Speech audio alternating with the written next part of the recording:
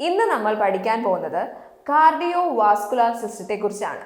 Cardio vascular സിസ്റ്റത്തിൻ്റെ anatomy, അതിൻ്റെ functions, പിന്നെ അതുമായിട്ട് അസോസിയേറ്റ് ചെയ്തിട്ടുള്ള ഡിസോർഡേഴ്സിനെ കുറിച്ചാണ് നമ്മൾ ഈ സെക്ഷനിൽ കവർ ചെയ്യാൻ പോകുന്നത്.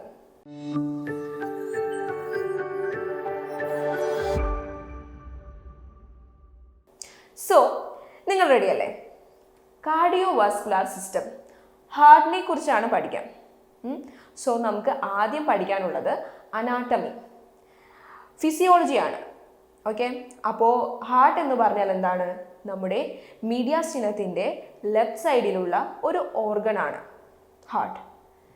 അപ്പോൾ എല്ലാവരുടെയും പാം സൈസിൻ്റെ, ഫിസ്റ്റിൻ്റെ സൈസിലുള്ള ഒരു ഓർഗനാണ് ഹാർട്ട്.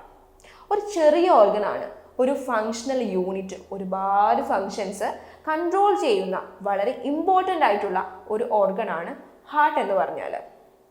ഇപ്പോൾ നമ്മൾ നോക്കുകയാണെങ്കിൽ ഹാർട്ടിന് 3 ലെയേഴ്സ് ഉണ്ട്. 3 ലെയേഴ്സ് എന്ന് പറഞ്ഞാൽ ഒന്ന് epicardium, myocardium and last one is endocardium. അപ്പോൾ അതിൻ്റെ ലെയർ ഏത് സ്ഥലത്താണ് എന്ന് ഉള്ളതനുസരിച്ചിട്ടാണ് അതിനെ തരം തിരിച്ചിരിക്കുന്നത്. അപ്പോൾ എപ്പികാർഡിയം എന്ന് പറഞ്ഞാൽ ഏറ്റവും ഔട്ടർ ആയിട്ടുള്ള ലെയറാണ്. മയോകാർഡിയം എന്ന് പറഞ്ഞാൽ മിഡിലുള്ള ലെയറാണ്. ആക്ച്വലി കോൺട്രാക്റ്റിംഗ് മസിൽസ് ഒക്കെയുള്ള ലെയറാണ് മയോകാർഡിയം. ഇനി എൻഡോകാർഡിയം എന്ന് പറഞ്ഞാൽ അത് ഏറ്റവും ഉള്ളിൽ, ഏറ്റവും ഇന്നറായിട്ട് കാണുന്നതാണ്. അപ്പോൾ നമ്മുടെ ചേംബേഴ്സിനെയും ഹേർട്ട് വാൾസിനെയും ഒക്കെ കവർ ചെയ്തിട്ട് കാണുന്ന ലെയറാണ് എൻഡോകാർഡിയം. അപ്പോൾ 3 ലെയേഴ്സ് ഉണ്ട്: എപ്പികാർഡിയം, മയോകാർഡിയം ആൻഡ് എൻഡോകാർഡിയം. ഇനി നമ്മൾ നോക്കുകയാണെങ്കിൽ ഒരു പെറികാർഡിനൽ സാക്ക് ഉണ്ട്. നമ്മുടെ ഹാർട്ടിനെ കവർ ചെയ്യുന്ന ഒരു പ്രൊട്ടക്റ്റീവ് കവറിങ്. ഇപ്പോൾ സ്റ്റൊമക്കിനെയൊക്കെ കവർ ചെയ്യുന്നത് പെരിറ്റോണിയൽ കേവിറ്റി അല്ലേ, അതുപോലെ പെരികാർഡിനൽ സാക്ക് ഉണ്ട്. അത് ഏതെങ്കിലും ഇഞ്ചുറീസൊക്കെ അല്ലെങ്കിൽ ഏതെങ്കിലും ഒരു ട്രാമ ഒക്കെ ഉണ്ടാവുന്നതിൽ നിന്നും ഹാർട്ടിനെ പ്രിവെൻറ്റ് ചെയ്യുന്നതാണ്. പെരികാർഡിയൽ സാക്കിന് 2 ലെയേഴ്സ് ഉണ്ട്. ഒന്ന് പെരിട്രൽ പെരികാർഡിയോ, 2 വിസിറൽ പെരികാർഡിയോ. പെരിട്രൽ പെരികാർഡിയം എന്ന് പറഞ്ഞാൽ ഔട്ടർ മോസ്റ്റ് ലെയറാണ്, ടഫായിട്ടുള്ള, കുറച്ചുകൂടി റഫായിട്ടുള്ള ഒരു ലെയറാണ്. ഇനി വിസറൽ പെരികാർഡിയം എന്ന് പറഞ്ഞാൽ നമ്മുടെ ഹേർട്ടിനോട് ചേർന്ന് നിൽക്കുന്ന ലെയർ കൂടിയാണ്, കുറച്ചുകൂടി തിന്നാണ്, മെംബ്രെയിൻ വെച്ചിട്ടുള്ള ലെയറാണ്. സോ അത് രണ്ടുമാണ് പെരികാർഡിനൽ സാക്ക്. പെരികാർഡിനൽ സാക്കിൻ്റെ 2 ലെയേഴ്സ്. സോ നെക്സ്റ്റ് നമ്മൾ നോക്കുകയാണെങ്കിൽ ഹാർട്ടിൻ്റെ ചേംബേഴ്സ്. ഹാർട്ടിന് 4 ചേംബേഴ്സ് ആണുള്ളത്.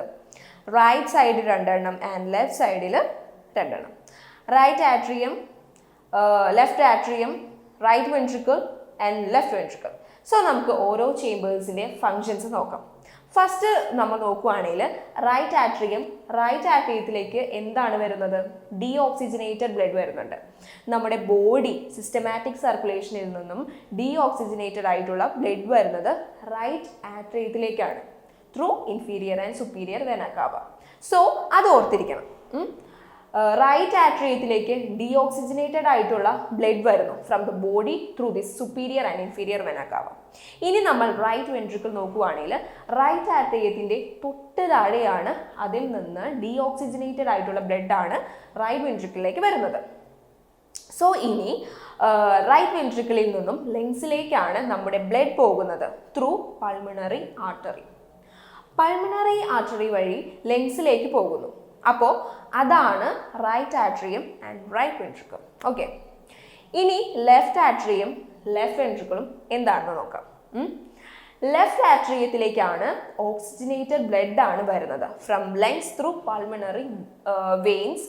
പൾമണറി വെയിൻസിൽ കൂടി ലങ്സിൽ നിന്നും ഓക്സിജനേറ്റഡ് ആയിട്ടുള്ള ബ്ലഡ് വരുന്നത് സ്വീകരിക്കുന്നതാണ് ലെഫ്റ്റ് ആട്രിയം. ലെഫ്റ്റ് ആട്രിയത്തിൽ നിന്നും തൊട്ട് താഴെയാണ് ലെഫ്റ്റ് വെൻട്രിക്കിൾ. ലെഫ്റ്റ് വെൻട്രിക്കിൾ എവിടെ നിന്നാണ് ബ്ലഡ് സ്വീകരിക്കുന്നത്? ലെഫ്റ്റ് ആട്രിയത്തിൽ നിന്നും വരുന്ന ബ്ലഡ് ലെഫ്റ്റ് വെൻട്രിക്കിളിലേക്ക് പോകുന്നു. പിന്നെ അത് സിസ്റ്റമാറ്റിക് സർക്കുലേഷനിലേക്ക് പോകും ത്രൂ അയോട്ട. അയോട്ടയിൽ കൂടി സിസ്റ്റമാറ്റിക് സർക്കുലേഷനിലേക്ക് ഓക്സിജനേറ്റഡ് ആയിട്ടുള്ള ബ്ലഡ് കടന്നു പോകുന്നു. അതാണ് ഹേർട്ടിന് 4 ചേംബേഴ്സ്. ഇതിൻ്റെ ഫങ്ഷൻസും ഇപ്പോൾ റൈറ്റ് ആട്രിയത്തിലേക്ക് വരുന്ന ഡീഓക്സിജനേറ്റഡ് ആയിട്ടുള്ള ബ്ലഡും ലെഫ്റ്റ് ആട്രിയത്തിലേക്ക് വരുന്ന ഓക്സിജനേറ്റഡ് ആയിട്ടുള്ള ബ്ലഡും ആണ്. അത് ഓർത്തിരിക്കണം. ഓക്കെ, ഇനി നമ്മൾ നോക്കേണ്ടത് ഇപ്പോൾ ചേമ്പേഴ്സ് കഴിഞ്ഞു. ഇനി നമുക്ക് നോക്കാനുള്ളത് 4 വാൽവ്സ് ഉണ്ട് ഹാർട്ടിന്. എന്തൊക്കെയാണെന്ന് നോക്കാം. 2 ആട്രിക്കുലർ വെൻട്രിക്കുലർ വാൽവ് ഉണ്ട്. ഏട്രിയത്തിൻ്റെയും വെൻട്രിക്കിൾത്തിൻ്റെയും ഇടയിലുള്ള വാൽവ്. ബ്ലഡ് ഫ്ലോ റെഗുലേറ്റ് ചെയ്യാൻ വേണ്ടിയിട്ടുള്ള വാൽവാണ്. അപ്പോൾ ലെഫ്റ്റ് സൈഡിലും ഒരെണ്ണമുണ്ട്, റൈറ്റ് സൈഡിലും ഒരെണ്ണമുണ്ട്. പിന്നെ നമുക്കുള്ളത് റൈറ്റ് സൈഡിൽ ട്രൈകസ്പിഡ് വാൽവ് ഉണ്ട്, ലെഫ്റ്റ് സൈഡിൽ മൈട്രൽ അല്ലെങ്കിൽ ബൈകസ്പിഡ് വാൽവ് ഉണ്ട്. അപ്പോൾ ഇനി 4 വാൽവുകളാണ് ഹാർട്ടിന് ഉള്ളത്. 2 ആട്രിയോവെൻട്രിക്കുലർ വാൽവുകളുണ്ട്, പിന്നെ ഒരു ട്രൈകസ്പിഡും വരുന്നുണ്ട്. ട്രൈകസ്പിഡിൻ്റെ അല്ലാണ്ട് പിന്നെ വരുന്നത് ബൈകസ്പിഡ് വരുന്നുണ്ട് ലെഫ്റ്റ് സൈഡിൽ. അപ്പോൾ അതാണ് 4 വാൽവുകൾ വരുന്നത്. പിന്നെ വരുന്നത് സെമിലൂണാർ വാൽവുകൾ കൂടിയുണ്ട്. സെമിലൂണാർ വാൽവ് വരുന്നത് പൾമോണിക് സെമിലൂണാർ വാൽവും വരുന്നുണ്ട്, അയോട്ടിക് സെമിലൂണാർ വാൽവും വരുന്നുണ്ട്. അതായത് ലെഫ്റ്റ് വെൻട്രിക്കിളിൽ നിന്ന് നമ്മുടെ ബോഡിയിലേക്ക് പോകുന്ന ഏത് വഴിയാണ്? അയോട്ട വഴിയാണ് അല്ലേ? അതിൻ്റെ അവിടെയുള്ള വാൽവിനെ പറയുന്ന പേരാണ് അയോട്ടിക് സെമിലൂണാർ വാൽവ്. ഇനി റൈറ്റ് വെൻട്രിക്കിൾ നോക്കുകയാണെങ്കിൽ അവിടെ പൾമണറി ആർട്ടറി വഴിയാണ് പോകുന്നത്. അവിടുത്തെ വാൽവിന് നമ്മൾ പറയുന്ന പേരാണ് സെമിലൂണാർ പൾമോണിക് വാൽവ്. അപ്പോൾ അത്രയുമാണ് വാൽവുകൾ വരുന്നത്. ഇനി നമുക്ക് നെക്സ്റ്റ് നോക്കുവാണെങ്കിൽ നമ്മുടെ ഹാർട്ട് ബീറ്റിനെ ഇനീഷ്യേറ്റ് ചെയ്യുന്ന അതിൻ്റെ വൈബ്രേഷൻ പോകുന്നത് എങ്ങനെയാണെന്ന് നോക്കാം. ഹാർട്ട് ബീറ്റിൻ്റെ പാത്വേ എവിടെയാണെന്ന് നോക്കിയാലോ. അത് എസ് എ നോഡിലാണ് ഇനീഷ്യേറ്റ് ചെയ്യുന്നത്. എസ് എ നോഡിലാണ് നമ്മുടെ പേസ് മേക്കർ എന്ന് പറയുന്നത്, മെയിൻ പേസ് മേക്കർ എന്ന് പറയുന്നത്. ഓക്കെ, സൈനോ ആട്രിയൽ നോഡിൽ നിന്ന് എ വി നോഡിലേക്ക് പോകുന്നു. എ വി നോഡ് എന്ന് പറയുന്നത് ആട്രിയോ വെൻട്രിക്കുലാർ നോഡ് ആണ്. ആട്രിയോ വെൻട്രിക്കുലാർ നോഡ് കഴിഞ്ഞാൽ ബണ്ടിൽ ഓഫ് ഹിസ്സിലേക്ക് പോകുന്നു. ബണ്ടിൽ ഓഫ് ഹിസ് എന്ന് പറഞ്ഞാൽ it is continuation of A V node. It branches into a left bundle branch and right bundle branch. പിന്നെ നമ്മൾ നോക്കേണ്ടത് അവിടുന്ന് പിന്നെ അത് എങ്ങോട്ട് പോകും? Right and left bundle reaches and terminates in the Purkinje fibres. Okay, Purkinje ഫൈബേഴ്സിലാണ് terminate ആകുന്നത്. പർക്കിഞ്ച് ഫൈബേഴ്സ് എന്ന് പറഞ്ഞാൽ diffuse network of conducting strands. Okay, they are located beneath the ventricular endocardium. Ventricular എൻഡോകാർഡിയത്തിൻ്റെ ബെനീത്ത് ആയിട്ട് locate ചെയ്തിരിക്കുന്ന ഒരു diffuse network of strand ആണ്. പിന്നെ എന്താണ്? കണ്ടക്ടിങ് സ്ട്രാൻഡ് ആണ് പെർക്കിഞ്ച് ഫൈബർ. പെർക്കിഞ്ച് ഫൈബേഴ്സിലേക്ക് പോകുന്നു. ഓക്കെ, അപ്പോൾ പാത്വേ മനസ്സിലായല്ലോ. എസ് എ നോഡിൽ ഇനീഷ്യേറ്റ് ചെയ്യുന്നു, മെയിൻ പേസ് മേക്കർ. പിന്നെ എ വി നോഡിലേക്ക് ബണ്ടിൽ ഓഫ് ഹിസ്സിലേക്ക് റൈറ്റിലും ലെഫ്റ്റിലും, പിന്നെ പെർക്കിഞ്ച് ഫൈബേഴ്സ്. അപ്പോൾ ഇത്രയുമാണ് എന്താണ് ഹേർട്ട് റേറ്റിൻ്റെ കണ്ടക്ഷൻ വരുന്നത്. ഇനി നമ്മൾ നോക്കുവാണെങ്കിൽ ബ്ലഡ് സപ്ലൈ എന്തൊക്കെയാണെന്ന് നോക്കാം. കൊറോണറി ആർട്ടറീസ് നോക്കിയാൽ മെയിൻ ആയിട്ടുള്ളത് അയോട്ട, പിന്നെ റൈറ്റ് മെയിൻ കൊറോണറി ആർട്ടറി ഉണ്ട്, ലെഫ്റ്റ് മെയിൻ കൊറോണറി ആർട്ടറി ഉണ്ട്, സർക്കംഫ്ലെക്സ് കൊറോണറി ആർട്ടറിയും ഉണ്ട്.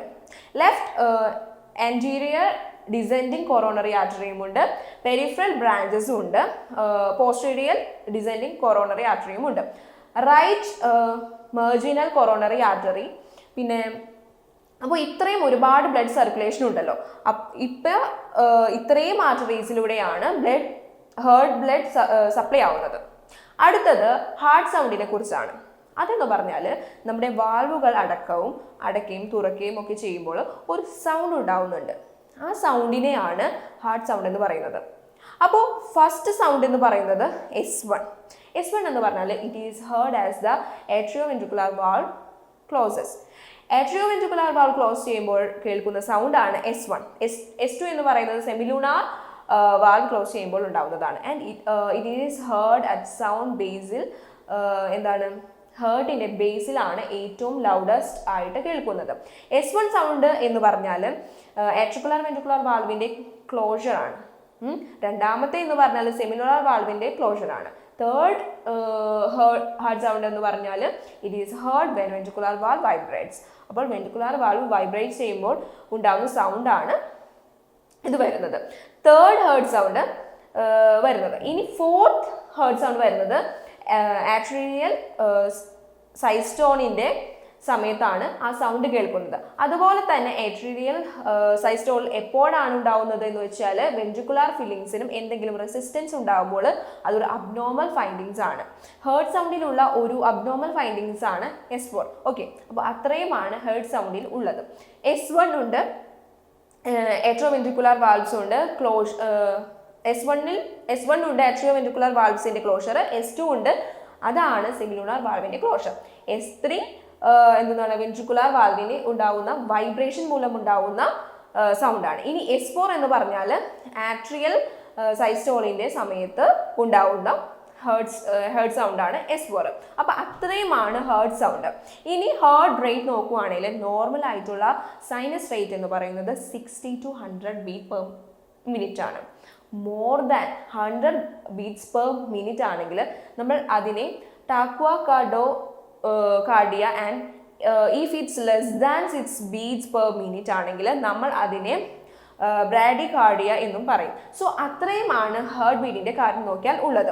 ഓവറോൾ ആയിട്ടുള്ള എന്താണ് കുറച്ച് ഫങ്ഷൻസും അനാറ്റമീസും ആണ് നമ്മൾ നോക്കിയത്.